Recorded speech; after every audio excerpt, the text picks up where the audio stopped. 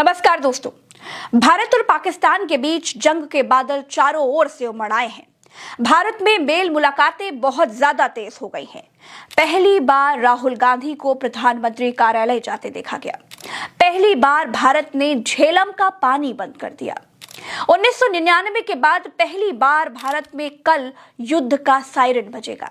आजादी के बाद भारत ने पहला युद्ध ही 47-48 में पाकिस्तान के खिलाफ लड़ा था और इस युद्ध में भारत कश्मीर में राजा हरि सिंह की गुहार पर उतरा था।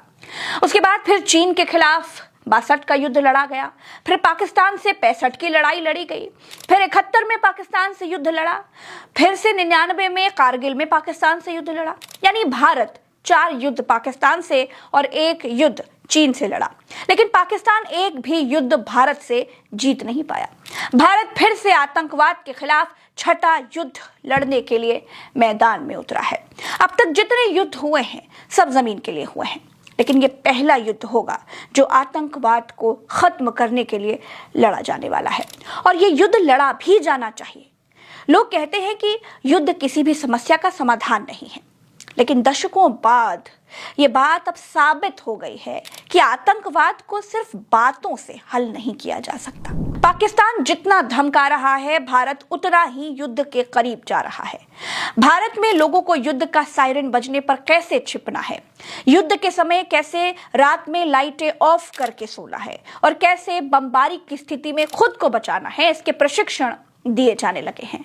भारत में 7 मई को जम्मू कश्मीर, पंजाब, राजस्थान और हरियाणा समेत सभी राज्यों के 244 जिलों में युद्ध सुरक्षा मॉक ड्रिल का आदेश दिया गया है। दोस्तों, गृह मंत्रालय ने कहा है कि all 244 categorize civil defence town और डिस्ट्रिक्ट में इसे किया जाएगा ताकि शत्रु के किसी भी हमले की स्थिति में लोगों को बचाया जा सके। एयर स्ट्राइक की चेतावनी देने वाले सायरन के बारे में लोगों को बताया जा सके। क्रैश ब्लैकआउट उपाय, हवाई या जमीनी हमले की स्थिति में सभी छात्रों और नागरिकों को ट्रेंड करने के बारे में बताया जा सके। सबसे बड़ी बात, एनर्जी इंफ्रास्ट्रक्चर और आर्मी से जुड़े इंफ्रास्ट्रक्चर को प्रोटेक्ट करने के बारे में आदेश जारी किए जा चुके हैं। दोस्तों, ब्लैकआउट प्रोटोकॉल फॉलो किया जाएगा। रात के समय बिजली बंद करने, क्रैश ब्लैकआउट की प्रक्रिया का अभ्यास किया जाएगा जिससे दुश्मन की निगरानी से बचा जा सके। बिजली संयंत्रों, सरकारी कार्यालयों और सैन्य प्रतिष्ठानों जैसे महत्वपूर्ण ढांचों को छिपाने के लिए कैम्फलाइज तकनीकों का इस्तेमाल किया जाएगा। आपातकालीन स्थितियों में नागरिकों की सुरक्षित निकासी के लिए तैयार की गई योजनाओं का परीक्षण भी किया जाएगा और इंडियन एयरफोर्स की ओर से हॉटलाइन पर और रेडियो पर मिल रहे संदेशों को कैसे सुना जाएगा वो भी सिखाया जाएगा। दोस्तों, इन आदेशों को देखकर तो लगता है कि अब ये पक्का हो चला है कि भारत ने युद्ध का दृढ़ संकल्प कर लिया है। सिर्फ ये देखना बाकी रह गया है कि आतंक को जड़ से उखाड़ फेंकने के लिए पाकिस्तान पर पहला हमला किधर से होगा, जमीन से, आसमान से या पानी से। चारों तरफ सेनाएं मोर्चा संभाल चुकी हैं, बस आक्रमण करने की देरी बची है। इजराइल, रूस, अफगानिस्तान, अमेरिका, फ्रांस, ये सारे देश खुलकर भारत के साथ खड़े हैं। आतंकवाद को बर्दाश्त न करने की बात कहकर बहुत कुछ कह दिया गया है। एक दूसरी बात बिल्कुल साफ है कि आतंकवाद से अपनी रक्षा के लिए भारत को किसी तीसरे देश से पूछने या इजाजत लेने की जरूरत नहीं है। न हमने 62 में इजाजत ली, न 65 में, न 71 में, और ना ही 99 में इजाजत ली और ना ही अब लेंगे। आज की तारीख में भारत पिछले 4 युद्धों से और भी कहीं ज्यादा शक्तिशाली और सक्षम है। दोस्तों, पाकिस्तान 4 प्रांतों पंजाब, सिंध, बलूचिस्तान, खैबर पख्तूनख्वा में बटा हुआ है। पाकिस्तान भारत के 2 हिस्सों पीओके, जिसको वो आजाद कश्मीर कहता है, उसे और गिलगित बल्तिस्तान को अपने केंद्र शासित इलाके बताता है, लेकिन पाकिस्तान का हर प्रांत आज की तारीख में पाकिस्तान से आजादी की मांग कर रहा है। अलग अलग प्रांतों के लोग पाकिस्तान सरकार के खिलाफ विरोध प्रदर्शन करते हैं, जिसके पीछे सामाजिक, आर्थिक, सांस्कृतिक और राजनीतिक कारण हैं। क्यों? जब युद्ध के बादल चारों ओर से उमड़ आए हैं, तब पाकिस्तान के खिलाफ पाकिस्तान में ही मोर्चे खुल रहे हैं। आज इसको भी समझेंगे। पाकिस्तान के हर प्रांत में अलग अलग भाषा और सांस्कृतिक पहचाने हैं। पाकिस्तान के लोग ऐसा मानते हैं कि पाकिस्तान की सरकारें पंजाबी वर्चस्व को ही आगे रखती हैं। सिंधी, बलूची और पश्तून इन समुदायों में यह भावना बड़ी प्रबल है कि उनकी सांस्कृतिक पहचान और हितों को पंजाबी प्रधान केंद्र सरकार उपेक्षित करती है। उदाहरण के लिए आपको बताती हूँ, बलूचिस्तान क्यों पाकिस्तान से अलग होना चाहता है। बलूचिस्तान पाकिस्तान से अलग होने की मांग करता है।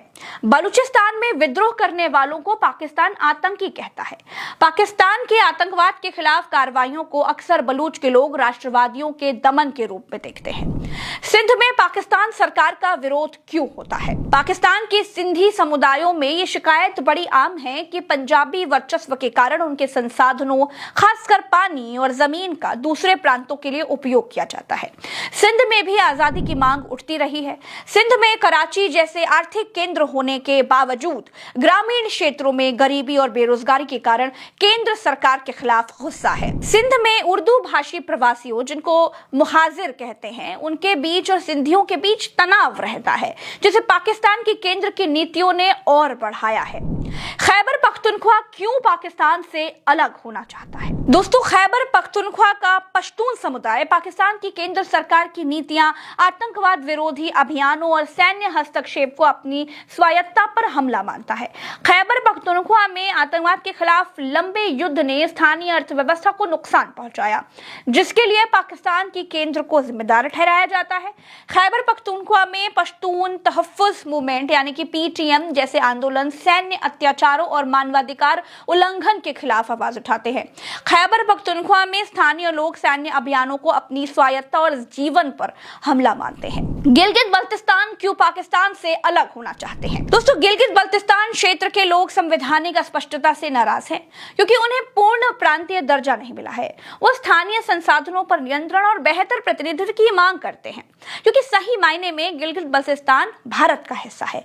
गिलगित बल्तिस्तान में हाल के प्रदर्शनों में लोगों ने सेना और पाकिस्तान सरकार की नीतियों के खिलाफ नारे लगाए, खासकर जमीन और संसाधनों के कब्जे को लेकर। सिंध और बलूचिस्तान में आजादी के नारे और स्वायत्ता की मांग तेज हुई। दोस्तों, पाकिस्तान के अलग अलग प्रांतों में विरोध के कारण जटिल और बहुआयामी है, जो ऐतिहासिक उपेक्षा, आर्थिक असमानता, सांस्कृतिक दमन और सैन्य हस्तक्षेप से उपजे हैं। पंजाब का कथित वर्चस्व और केंद्र सरकार की नीतियां छोटे प्रांतों में असंतोष को बढ़ावा देती हैं। बलूचिस्तान और गिलगित बल्तिस्तान जैसे क्षेत्रों में यह विरोध अलगाववादी आंदोलनों के रूप में उभरता है, जबकि सिंध और खैबर पख्तूनख्वा में यह आजादी और बेहतर प्रतिनिधित्व की मांग के रूप में देखा जाता है। हर देश के अलग अलग राज्यों में अपनी सरकार से शिकायतें होती हैं, लेकिन पाकिस्तान में ये शिकायतें अपनी ही सरकार से जंग की हद तक पहुंच जाती हैं। दोस्तों, पाकिस्तान के प्रांतों के लोग ही पाकिस्तान में विरोध दर्ज कराने के लिए बम फोड़ देते हैं। कभी मस्जिद में बम ब्लास्ट, कभी स्कूलों में बम ब्लास्ट इसके उदाहरण हैं। और सबसे बड़ा उदाहरण यह है कि पाकिस्तान को स्थिर रखने के लिए वहां की सरकार से ज्यादा सेना आगे रहती है। बाहरी मुल्कों के लोग भले ही पाकिस्तान के प्रधानमंत्री का नाम न जानते हो, लेकिन पाकिस्तान के सेना प्रमुख का नाम जरूर जानते हैं। और जिस देश को सेना चला रही होती है, जिस देश पर सेना का शासन होता है, वो देश कभी तरक्की नहीं कर सकता है। सेना सुरक्षा के लिए है, लेकिन पाकिस्तान में सेना शासन करती है। ये सबसे कड़वा सच है, जो पाकिस्तान के प्रांतों को आज भी आत्मीय तौर पर नहीं जोड़ पाई है। भले ही कौम के तौर पर और मुसलमान होने के नाते लोग एक हों, लेकिन अधिकारों की जंग आज भी पाकिस्तान में लड़ी जा रही है। इस वीडियो में फिलहाल के लिए इतना ही। चलते हैं।